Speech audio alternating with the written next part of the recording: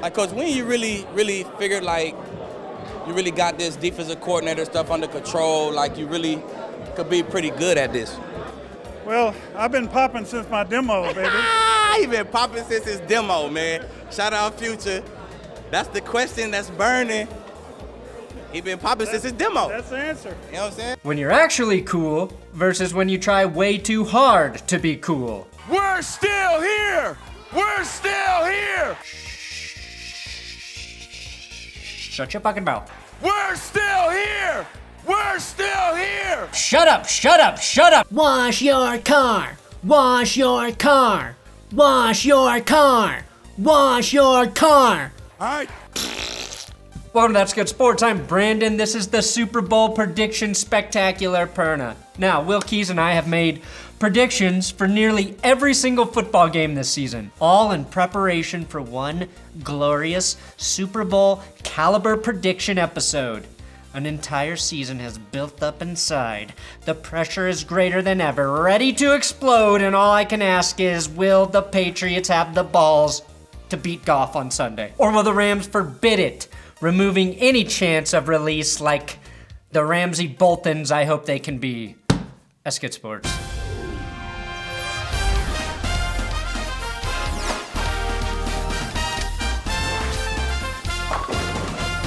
Please, if you're new to this channel, subscribe. I cover football all year round, like an idiot. I'm excited to announce this episode is sponsored by Wix, the best place for you to build a website. Check out my link below to get you set up at Wix. The year is 2019, and almost everyone needs a website. I wish I had Wix when I was a freelance video editor years ago. I built a That's Good Sports webpage in less than 2 hours. And you don't need to know anything about web design or coding. I don't, and the experience to build my site was extremely easy. If you're a creative, a business owner, a blogger, getting married, or just need a website to sell your cat t-shirts, Wix can help you. Wix walks you through the process step by step, provides you with endless options for templates to build your site, or they will ask you a few questions and make one for you. You can be in complete control of the design or go into autopilot and let Wix do almost all of the work for you. Plus, Wix takes care of the boring stuff like hosting, custom domains, and mailboxes. So if you need a website or hate the one you currently have, use my link in the description to get set up at Wix. Link in description, Wix. Now, if you've never seen a prediction episode on That's Good Sports, this is how they work. Scientifically speaking, I will break down each matchup per position group with math and science, and then award the better group at that point. At the end, I tally the points, and the team with the most points gets the unbiased nod as the most likely winner of the game. I have never been wrong, ever. Now, typically, I award a half-point advantage for home field. This is a neutral field, but I have a hard time seeing Rams fans traveling in great numbers, so I'll give the Patriots a .25 advantage, especially after seeing how many of their stupid fans showed up to say goodbye to the cheaters they love so much. Bill Belichick versus Sean McVeigh. Now, you may know by now that Sean McVeigh is actually the youngest person to ever be 33 years old. Will Keys wasted his all-time best joke on Twitter, so thanks, Will. Unlike Robert Kraft, both Sean McVeigh and Bill Belichick have age-appropriate girlfriends. If not being married is a sign of a good head coach, I'm very excited about the Broncos' new head coach, Vic Fangio, also has a girlfriend. Sean McVeigh revealed this week to Peter King that Bill Belichick texted him basically after every one of the Rams games this season. First, I didn't even know Bill knew how to text. Second, all I have to say is Belichick isn't even creative with his tricks anymore.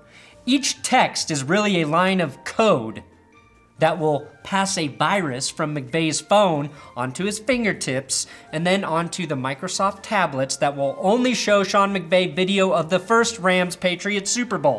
It's the oldest trick in the book, Belichick. All of that aside though, we've all heard that this will be the biggest age gap between head coaches in Super Bowl history. Sean McVeigh just turned 33 last week, and Bill Belichick just drank 3 liters of unicorn blood, which reduced his age from 67 to 66. People won't shut up about this being Brady's 9th Super Bowl, but this is Belichick's 13th. He's been to the Super Bowl as much as some people go to the doctor. Speaking of doctors, Belichick has had at least one Super Bowl story for every time a doctor has stuck a finger up his ass. No matter your level of success, a doctor will always stick his finger up your ass. It's really what bonds us all together. McVeigh has him in one spot though. He's been to exactly one more Super Bowl in Atlanta than Belichick, and I guarantee you he remembers every single play from that game.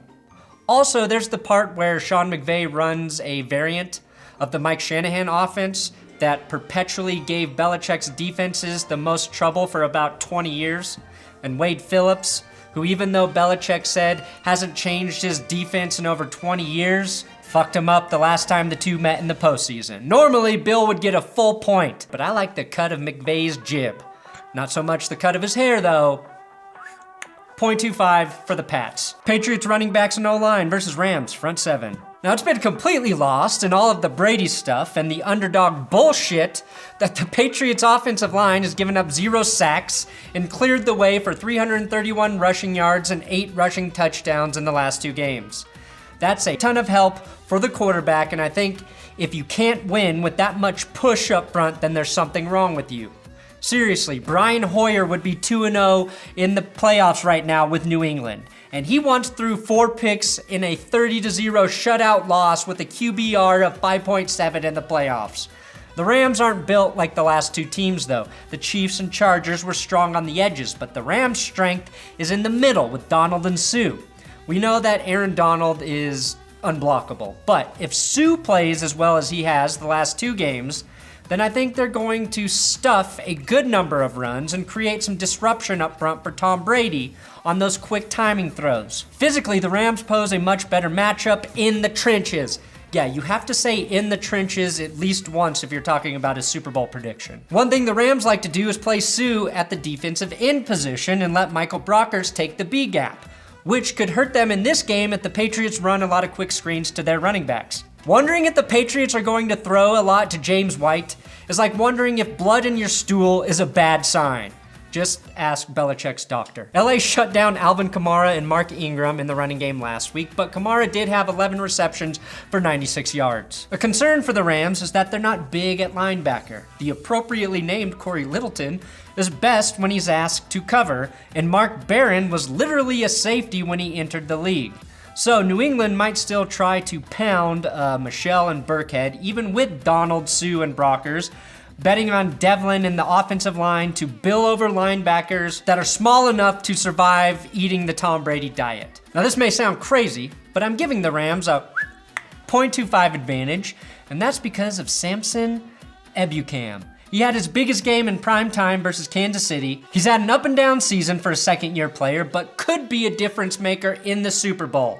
It's always the guy you don't expect, you know? Patriots ball catchers versus Rams secondary. Now this is a really interesting matchup because I don't think you can get any more opposite than Chris Hogan and Julian Edelman against Marcus Peters and Aqib Talib. One played lacrosse in college and one got kicked off his college team.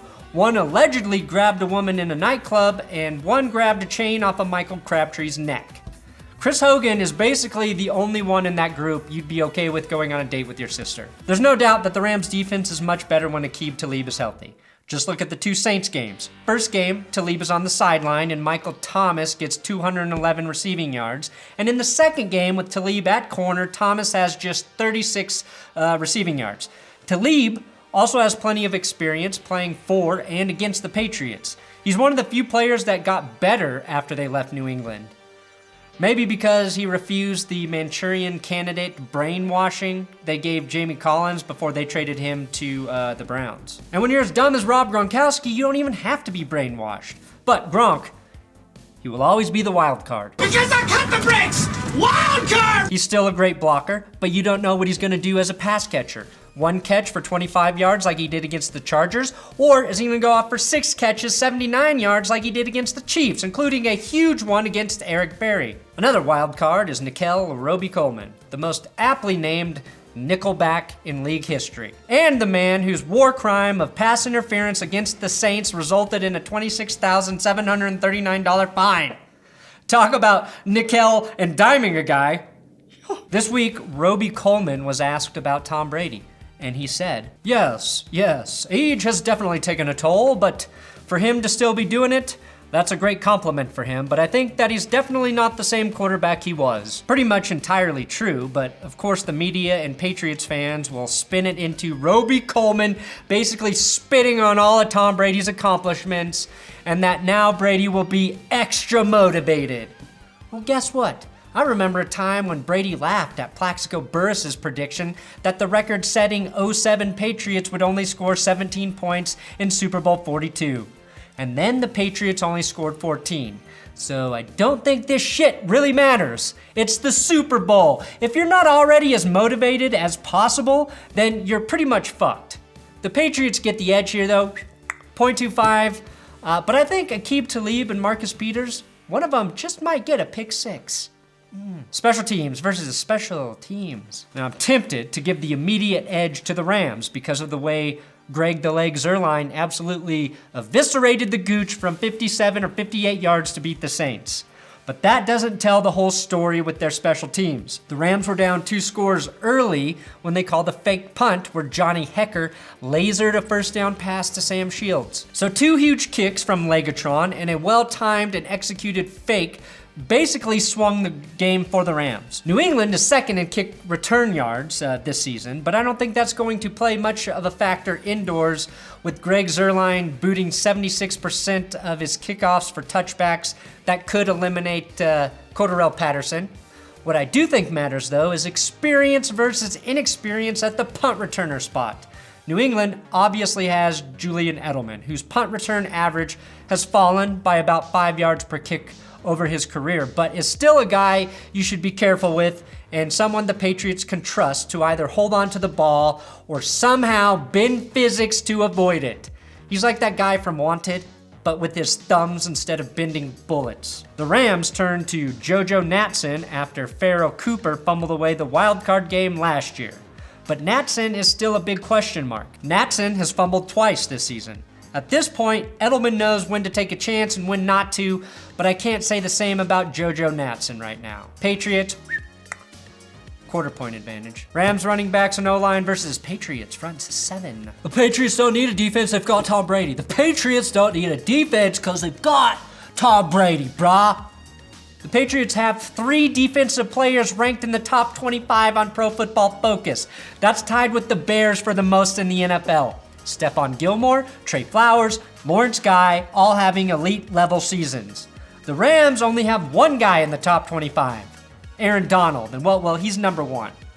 Nobody mentions Trey Flowers because he only had 9 sacks in the regular season. It's easy to forget about the 43 QB hurries or the 3 forced fumbles, which was 1 less than Von Miller. Trey Flowers and Lawrence Guy on that line have been even better in the playoffs. This front 7 has only given up 60 rushing yards in the postseason so far. Outside of the Bears, that's better than any team who only played 1 game in the postseason. The key for LA is to not go 3 and out early like the Chiefs did. Flowers, Guy, and Kyle Van Noy will be going against the strength of the Rams line in Whitworth and Havenstein. So it's a best versus best here, and I have no idea who will prevail. What I like is that CJ Anderson and Todd Gurley have completely different running styles, and LA just needs to find success with 1 back. The question is, which LA rushing attack shows up Sunday? The one that dismantled the Cowboys or the one that struggled against the Saints? In New England's last 3 losses to the Steelers, Dolphins, and Titans, each of those teams ran the ball down their throats.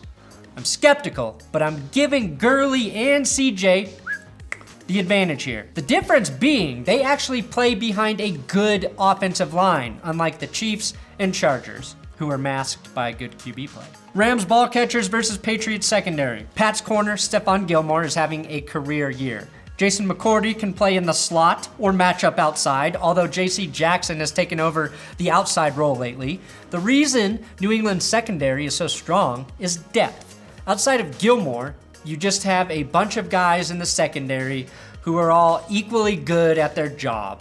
That gives the defense the flexibility to play well no matter the formation or personnel. If the McCourty twins switch uniforms at halftime and positions, nobody will know. It's the same story with the Rams wide receivers and tight ends. Again, I love Robert Woods and his willingness to play outside, play the slot, or block for outside runs. I can't tell the difference between either of the Rams' tight ends, and they're not even the same race. Both will block, and both will catch 2 to 3 passes. The key is the Rams' offensive line. If Jared Goff has time to throw, like he has almost all season long, the edge goes to LA. But for now, this is too close. A wash, no points. Wash. But just maybe, Brandon Cooks can have the game of his life against his former team. A vengeance game, since Tom Brady only targeted him twice in their Super Bowl loss to the Eagles. In the final matchup, Tom Brady tries to beat Goff. On opening night, for some reason, the NFL Network thought it was necessary to interview Tom Brady and Jared Goff together. I'm not giving him any advice. And that's how I know Tom Brady's not the GOAT. A great QB would have taken advantage of that situation. Advice? Yeah, I have some advice. Jared, go ahead, stay out till 4 a.m. every night. Worked for me. Completely change your routine. Try to say something cool to get the fans hype. Wash your car. All right. Maybe buy cocaine from Anthony Kiedis' dad the night before the game like the 1980 Raiders. All helped me win Super Bowls. I think the opposing team should be sequestered away from each other like a wedding.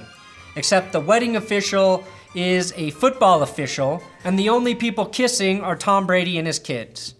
So let's actually break down this matchup rather than just assume Tom Brady is better. This season, Goff actually had the edge in touchdowns, yards per attempt, quarterback rating, fourth quarter comebacks, and game-winning drives. So why are people so quick to assume that the Patriots automatically have the edge at quarterback, even when the numbers this season don't bear it out? 5 rings, bro! 5 rings, bro! 5 rings, bro! 5 rings, bro! 5 rings, bro! 5 rings, bro! You ever heard of 5 rings, bro? 5 rings! Suck on all of them, you fuckwad! Jared Goff, behind an equally talented line, was sacked 13 more times this season. That could be the difference in this game. Unlike Brady, Goff can actually scramble to make plays, but also has a tendency to hold onto the ball longer than Tom. If LA can pressure Brady, his accuracy suffers, just like Goff's when he inexplicably throws a ball 10 feet over a receiver's head for no reason. Tom Brady also said there is 0 chance he retires after the Super Bowl, which at the very least is incorrect math. He clearly didn't account for injury, because if he breaks his leg like Alex Smith, he has at least a 50% chance of retiring. Nobody wants to see that, and there's a 98% chance it doesn't happen with Sue on the field, because nobody hits Brady during a game, and if they do, they get flagged.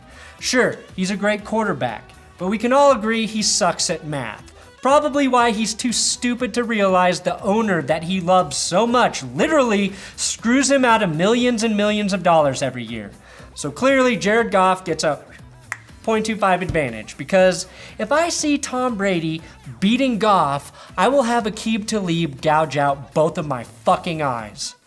And there it is, the final point total. Yeah, very close as it should be, but the Patriots have the edge. Everyone knows the Patriots have the edge. If you have the edge, you're either U2 or you win. Just like U2's music, I fucking hate the Patriots, and I hope LA not only beats them, but embarrasses them like the Falcons should have done. But yeah, I'll pick the Patriots to win. But I've got a secret weapon for the Rams. I personally, not beating Goff all week long. Thanks for watching another episode of That's Good Sports. Please subscribe here on YouTube. That was a long prediction episode. Very in depth. For that kind of analysis, you gotta subscribe. I'm on Twitter, Instagram, at Brandon Perna. Give my friend at Wilkie6 a follow on Twitter. He helps me write these. And you can read his very funny Sean McVeigh age tweet on Twitter.